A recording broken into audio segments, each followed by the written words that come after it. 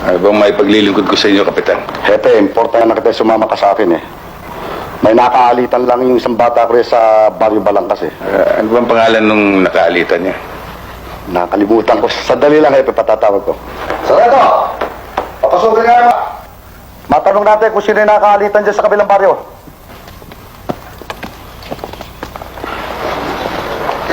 Sandali lang mga kasama. Sandali lang. Maaari ba, dyan lang kayo, no?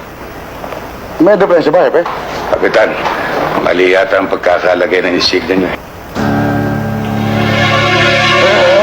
Siguro sa pagmamadali ko lang kaninang maga. Hindi ka militar. Ang militar hindi nagkakamali ng ganyan.